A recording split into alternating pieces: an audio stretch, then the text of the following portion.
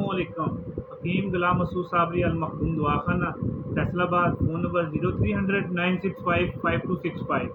जी, आज जो हम बताने के लिए हाज़िर हुए हैं अपने नए चैनल तिब्बे यूनानी जदीद के ऊपर, वो है शरबत बराए नज़ला, ज़ुकाम, खांसी, दमा और कोरोना की अलामतों के लिए बेहतरीन और लाजवाब चीज़ है। बुखार को कवर करता है और पहली खुराक की मरीज़ को कवर करती है।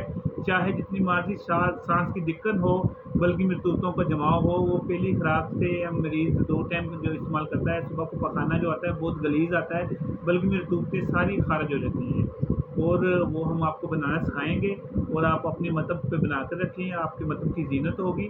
वो इसलिए क्योंकि जो आजकल मरीज़ बहुत ज़्यादा कोरोना की नज़र काम, खांसी के और सांस की दिक्कत के आ रहे हैं, और जो भी बनाएगा वो अपने मतलब पे रखेगा, ये मायूसी नहीं होगी। मैं तो मरीज़ को कहता हूँ सिर्फ 2 दिन मेरे कहने पे इस्तेमाल कर दे, बाकी अगर आपको आराम ना आए तो शीशी मुझे वापस ला के दे दें। तो माशाल्लाह कम से कम हज़ारों केस क्लियर हुए हैं, अभी तक कोई वापस नहीं आया। पिछले साल पूरे पाकिस्तान में मेरे वो किलों के हिसाब से मतलब 10-10 किलो मरीज़ों ने तबीबों ने मंगा के रखा और मरीज़ों को दिया, और माशाल्लाह बहुत अच्छे रिज़ल्ट आए।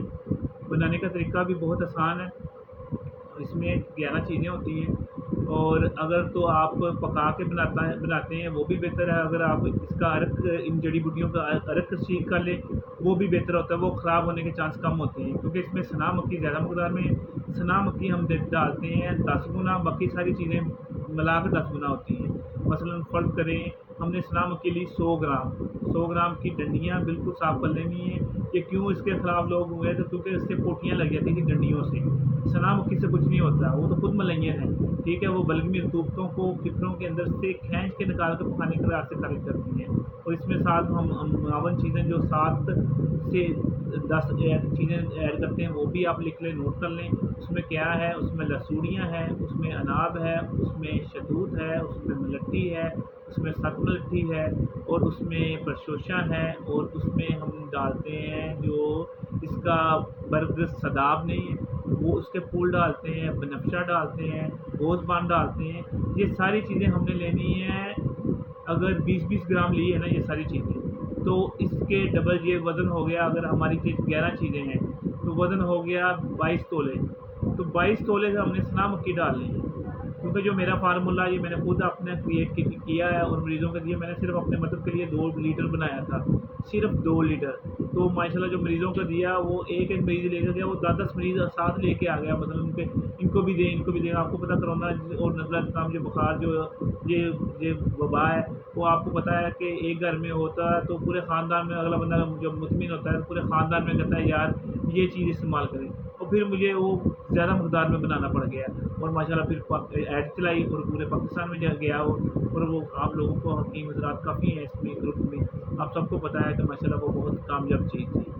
तो सना मक्खी की डंडियाँ साफ़ करके वो डालते हैं। अगर मतलब वो चीज़ें सारी 20 तोला है तो 20 तोला सना मक्खी डालते हैं, और इनको भिगो के रखते हैं, रात को सुबह को पका लेते हैं।